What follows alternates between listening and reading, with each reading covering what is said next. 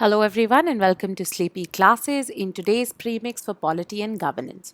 तो आज का प्रीमिक्स जो है बहुत ही एक एनालिटिकल फॉर्म ऑफ प्रीमिक्स होगा जो कि आपको हेल्प करेगा in understanding previous year questions and also streamlining कि आपकी आगे की प्रिपरेशन कैसे होनी चाहिए।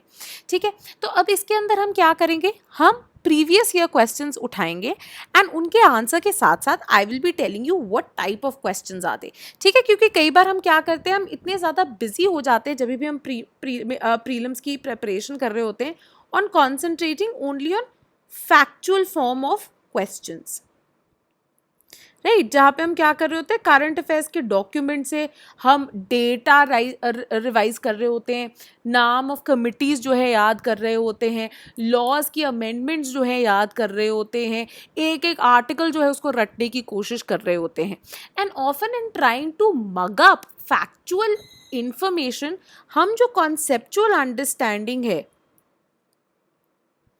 उसको इग्नोर कर देते हैं।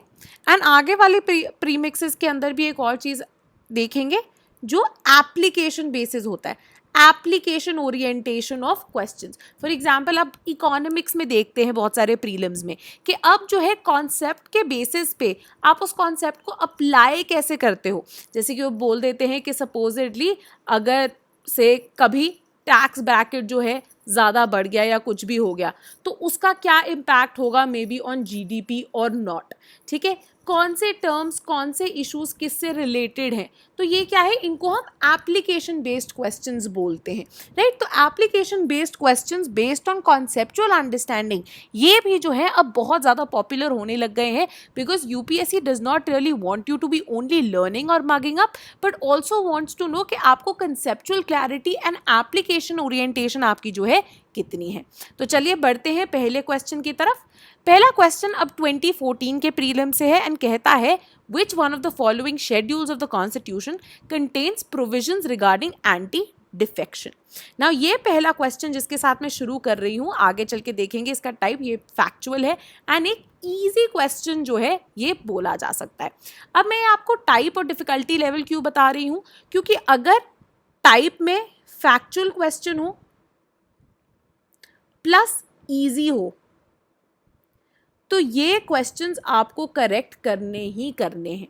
अगर आप ये क्वेश्चन करेक्ट नहीं कर रहे हैं मतलब आपकी जो फाउंडेशंस ऑफ प्रिपरेशन है वो ही अभी वीक है, वो ही अभी तक जो है प्रॉपर सॉलिड नहीं हो पाई है, राइट। ये ऐसे बेसिक क्वेश्चंस है जो कि आपको जैसे ही क्वेश्चन पेपर आता है in the first hour of reading these are दो शॉर्ट क्वेश्चंस जो कि आपको आने चाहिए, जिनके बेसिस पे आप एक एस्टिमेट लगा सकते हैं that right I am say close to maybe 80 marks और सो। एंड अब second reading of the questions पे मैंने ऐसे क्वेश्चंस देखने हैं जो कि एप्लीकेशन कंसेप्ट बेस्ड हो, जिन पे मैं रीजनिंग अप्लाई करके, राइट, थोड़ा सा एलिमिनेशन टेक्निक अप्लाई करके और 20 क्वेश्चन करेक्ट कर पाऊँ फॉर दोज एडिशनल मार्क्स, ताकि से अराउंड मेरे 120 जो है मार्क्स बन जाए। ठीक है, तो ये जो है आपका एक पॉइंट होना चाहिए, ये जो है आपका एक फोकस होना चाहिए। ठीक है, अब ये क्या है, ये पूछ रहा है आपको कौन से शेड्यूल के अंदर है anti defection, second schedule, B fifth schedule, C eighth schedule या D 10th schedule.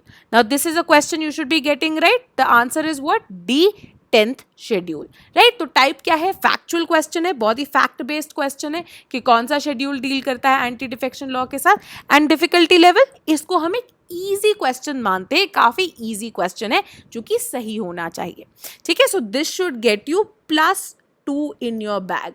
If you are getting this question incorrect या आपको इस क्वेश्चन पे टाइम लग रहा है सोचते हुए, इसका मतलब क्या है कि आपने सिलेबस की तैयारी अभी अच्छे से नहीं की है, you need to go through it again, right. अब जो 10th schedule of the constitution होता है ये प्रोवाइड करता है किसके लिए, ये प्रोवाइड करता है और बात करता है of disqualification of both members of parliament as well as state legislatures on ground of defection, right. ये डिफेक्शन, ये जो शेड्यूल था वो कब ऐड किया गया था, 52nd अमेंडमेंट एक्ट के द्वारा 1985 में।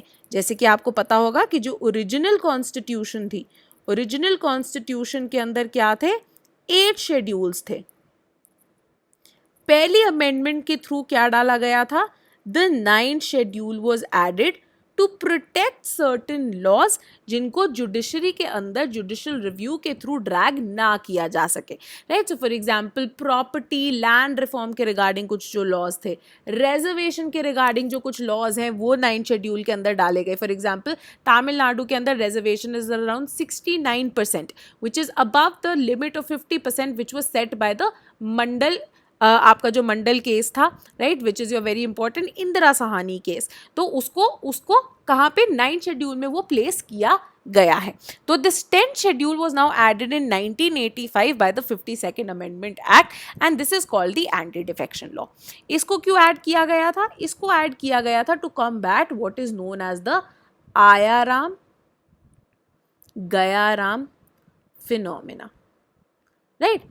तो if you read your Indian constitution at work, जो आपकी NCERT है, उसके अंदर एग्जाम्पल दिया गया है ऑफ अ हरियाणा लेजिस्लेटर जिसने ऑलमोस्ट 3 बार जो है अपनी पार्टीज इधर से उधर जो है स्विच की थी, राइट। तो ये एक मेजर इशू, एक मेजर प्रॉब्लम माना जाता था जिसके कारण पार्लियामेंट्री सिस्टम के अंदर बहुत ज़्यादा इंस्टेबिलिटी आ जाती थी। वाई? बिकॉज कॉन्स्टेंटली लेजिस्लेटर्स, चाहे वो पार्लियामेंट में हो चाहे वो स्टेट लेजिस्लेचर में हो, they were continuously shifting allegiance and because of this reason जो गवर्नमेंट इन पावर थी that often became unstable because they lost support, right? Not just shifting allegiance but even crucial कुछ जो votes होते हैं parliament में, state assembly में, in those crucial votes अगर वो पार्टी की लाइन पे वोट नहीं करते हैं, even that was seen as defection, ठीक है। तो ये वेरियस ग्राउंड्स ऑफ डिफेक्शन जो है ऐड किए गए थे via the anti defection law to curb the issue of instability in parliamentary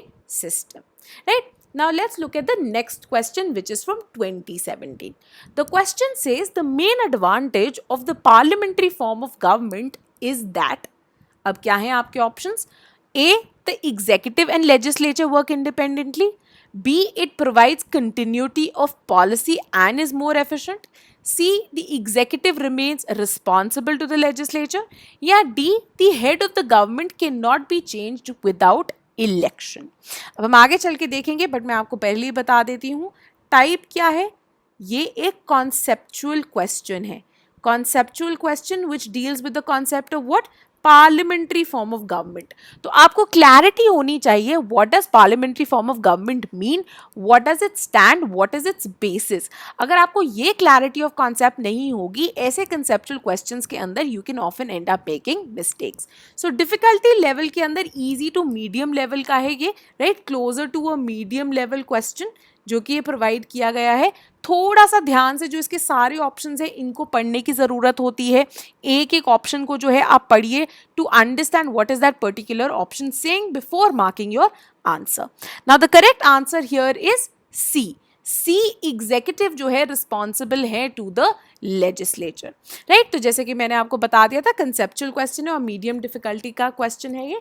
Indian constitution अब क्या कहती है, ये पार्लियामेंट्री फॉर्म ऑफ गवर्नमेंट देती है at both the federal layers, centre के अंदर भी एंड स्टेट लेवल पे भी, राइट। सो सेंटर के लेवल पे जो है we have article 74 and 75, right, जहाँ पे पार्लियामेंट्री फॉर्म ऑफ गवर्नमेंट जो है प्रोवाइड की गई है, wherein you have the legislature which is in the form of your Lok Sabha and Rajya Sabha, and then you also have your center के अंदर executive in the form of council of ministers headed by the prime minister who is heading the government, and then the president as the head of the state, right. So the executive which is derived out of the legislature, that is the Lok Sabha. तो government कौन बनाता है, जो party majority में आती है लोकसभा में वो गवर्नमेंट जो है फॉर्मुलेट करती है।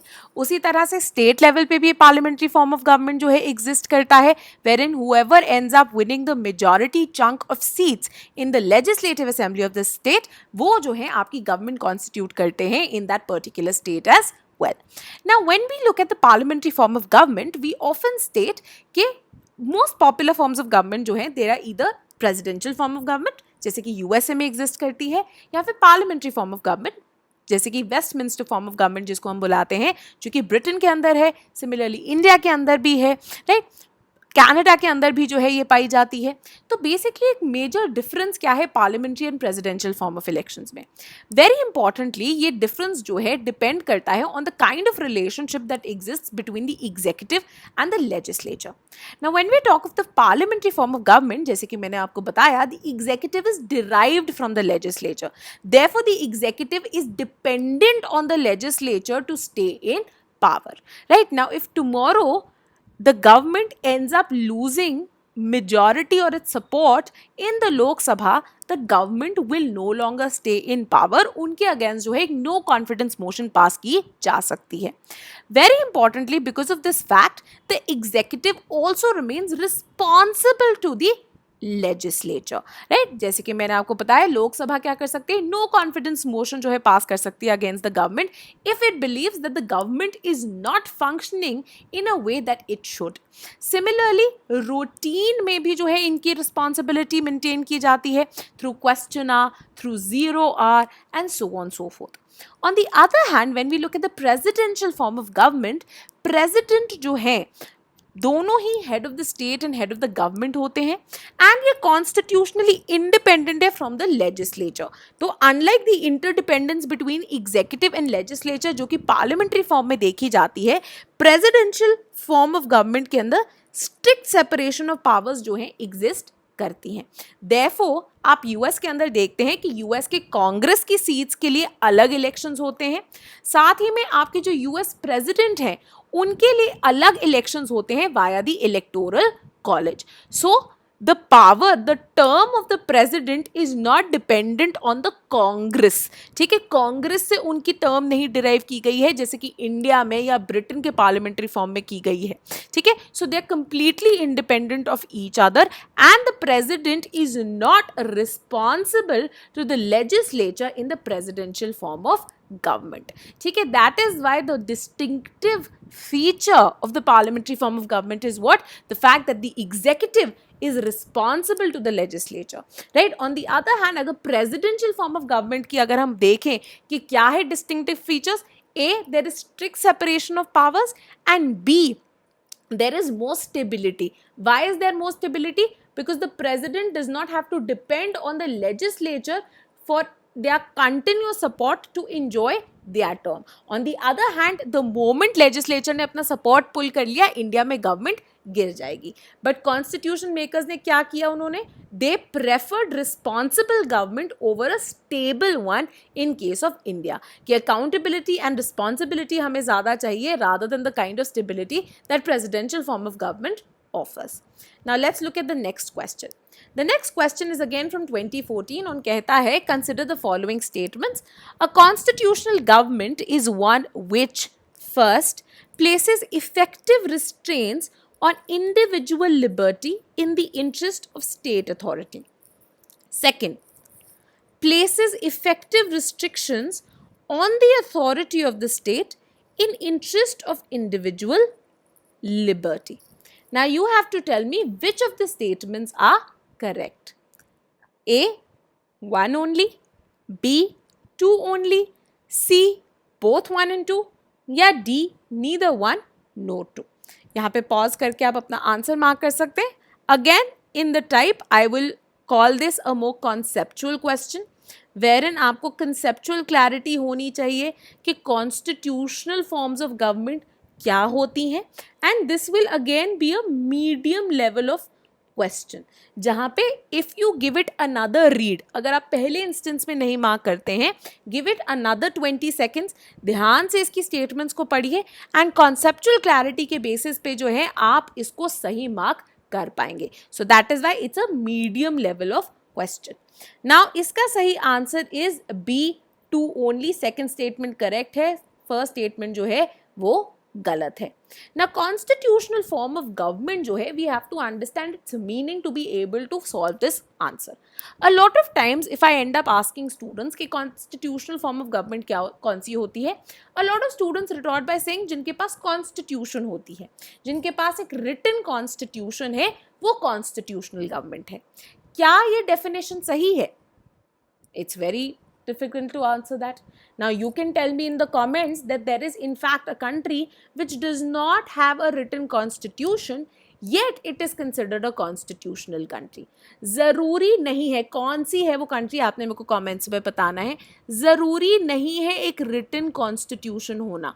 समटाइम्स अगर एक रिटन कॉन्स्टिट्यूशन भी ना हो बट पार्लियामेंट्री लॉज ऐसे हो सकते हैं एंड इंस्टीट्यूशनल डेमोक्रेसी इस तरह से इनग्रेन हो सकती है that there are constant checks and balances जो कि लिमिट करते हैं the power of the government. ठीक है, तो a limited form of government is considered a constitutional form of government. ये एक ऐसी गवर्नमेंट होती है जो कि पहले very importantly is consent based, that is what, that people have consented to keep these people in power. I go put my vote in elections and on the basis of my vote the people are given power and made to form a government. ठीक है, तो government in power है वो force से नहीं, dictatorial reason से नहीं, बल्कि इलेक्ट की गई है लोगों द्वारा by means of free and fair elections. And very importantly ये जो पावर है इसके ऊपर अप्रोप्रिएट अमाउंट ऑफ लिमिटेशंस जो है वो प्लेस की गई हैं। These limitations can be of various kinds. For example अगर हम इंडिया की बात करते हैं, इंडिया एक कॉन्स्टिट्यूशनल फॉर्म ऑफ गवर्नमेंट है। हाउएवर इवन दो इंडिया के पास एक रिटन कॉन्स्टिट्यूशन भी है but along with the written constitution there is fundamental rights जो कि इनके अंदर प्रोवाइड किए गए हैं। There is an independent judiciary जो कि यहाँ पे एग्जिस्ट करती है, जिनके पास पावर ऑफ जुडिशियल रिव्यू है एंड देयरफॉर वो कांस्टेंट चेक रख सकती है on the power of the government. ठीक है, तो ये जो है इसको हम कॉन्स्टिट्यूशनल गवर्नमेंट कहते हैं जो कि एक नेसेसरी लिमिट्स एंड चेक्स रखती है on the power of the government कि गवर्नमेंट के पास इतनी ज़्यादा अनचेक पावर ना हो जाए कि वो डिक्टेटोरियल इन नेचर जो है बन जाए। ठीक है, तो ये जो है कॉन्स्टिट्यूशनल गवर्नमेंट के बारे में याद रखना is very important. Next question now is from 2013. This question states the parliament can make any law for whole or any part of India for implementing international treaties. ठीक है, तो इसके चलते हुए किस तरह से वो कर सकते हैं? A, with the consent of all the states, B, with the consent of majority of states, C, with the consent of the states concerned, या D, without the consent of the states. ये जो है ये fact plus concept based question है। अगर आपको fact भी नहीं याद आता और आपको concept of India centralising federalism पता है तो भी आप ये क्वेश्चन जो है इफेक्टिवली कर पाएंगे। Again this is a medium level question, एक और बार पढ़ेंगे तो ये आराम से सॉल्व हो जाएगा।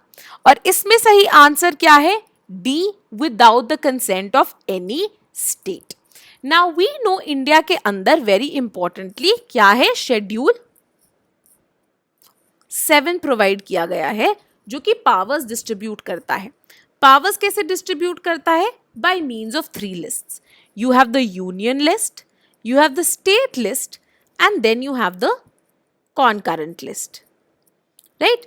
यूनियन लिस्ट में ऐसे सब्जेक्ट्स होते हैं जिनके ऊपर लॉ मेकिंग की पावर जो है सेंटर के पास, दैट इज पार्लियामेंट के पास दी जाती है। स्टेट लिस्ट के अंदर ऐसे सब्जेक्ट्स होते हैं जिनके ऊपर लॉ बनाने की power is given to the states, that is your state की लेजिस्लेचर, द स्टेट की असेंबलीज, ठीक है। कॉन्करेंट लिस्ट के अंदर ऐसे सब्जेक्ट्स होते हैं जिनके ऊपर इन दोनों की ही, सेंटर की भी प्लस स्टेट की कॉन्करेंट पावर चल रही होती है। दोनों ही जो है इस पे लॉ बना सकते हैं, but in case of a conflict जो पार्लियामेंट का लॉ है that will prevail over a state law until and unless जो स्टेट का लॉ है उससे पहले जब वो पास हुआ हो it has also been assented to by the president, ठीक है। तो अब क्या होता है, अब हम बात कर रहे हैं इंटरनेशनल ट्रीटीज़ की। अब इंटरनेशनल ट्रीटीज़ के अंदर भी कोई ऐसी चीज़ें हो सकती हैं जो कि मे बी कंसर्न करती हैं स्टेट के इश्यूज़ को। फॉर एग्जांपल हम बात कर सकते हैं कि इंडिया की, जैसे कि अब इंटरनेशनल ट्रीटी है Indus water treaty with Pakistan. However it deals with what, it deals with water जो कि टेक्निकली स्टेट लिस्ट का भी एक पार्ट है। तो क्या वो इंटरनेशनल अग्रीमेंट करने के लिए consent of the states was required? No, it wasn't really required. या कोई भी अगर ये ट्रीटी भी उनको साइन करनी होती है, स्टेट्स के कंसेंट जो है रिक्वायर्ड नहीं होते हैं आपको। वाई? बिकॉज इंडिया के अंदर जो है एक सेंट्रलाइजिंग फेडरलिज्म की पावर जो है दी गई है। इवन इन इंस्टेंसेस जहां पे एक लेजिस्लेटिव मैंडेट की जरूरत है, सेंटर लेजिस्लेट कर सकता है इवन इन दोज केसेस जब वो स्टेट लिस्ट में है under numerous categories, right. Numerous reasons हम बताते हैं कि कौन से ऐसे इंस्टेंसेस होते हैं जब पार्लियामेंट स्टेट लिस्ट के टॉपिक्स पे भी जो है लेजिस्लेट कर सकता है। हम कहते हैं कि अगर राज्यसभा में एक रेजोल्यूशन पास कर दिया जाए विथ 2/3 मेजोरिटी, तो 1 साल के लिए जो है वो लॉ कायम रहता है even for states. Then there can also be an instance where 2 or more states request the center, request the union कि आप हमारे लिए जो है इस मुद्दे पे प्लीज लॉ बनाएं। There can also be an instance जब नेशनल इमरजेंसी लागू की होती है कि स्टेट लिस्ट के लॉज पे भी जो है सेंटर ही लेजिस्लेट कर रहा होता है, और जब तक नेशनल इमरजेंसी रहती है तब तक वो लॉज जो है ऑपरेटिव रहते हैं। इसके अलावा even when there is president's rule in a state, even then the parliament can legislate on a topic in the state list. However, even when president's rule comes to an end, उसके बाद भी जो वो laws हैं वो operative रह सकते हैं। इसके अलावा एक 5वां और इंसिडेंट है, वो कब होता है? That is with regard to implementation of international treaties. तो पार्लियामेंट लॉज बना सकता है इवन ऑन मैटर्स जो कि वैसे स्टेट लिस्ट में हो, बट अगर इंटरनेशनल ट्रीटी के अंदर वो आ जाए तो the parliament does not have to ask permission from the states, वो खुद ही लेजिस्लेट कर सकती हैं इन ऑर्डर टू इम्प्लीमेंट और एग्जीक्यूट इंटरनेशनल ट्रीटीज और अग्रीमेंट्स और कन्वेंशंस। एंड इसके थ्रू सेंटर की जो एक रिस्पॉन्सिबिलिटी होती है of being a responsible international member in various international institutions, वो उसको फुलफिल कर पाता है।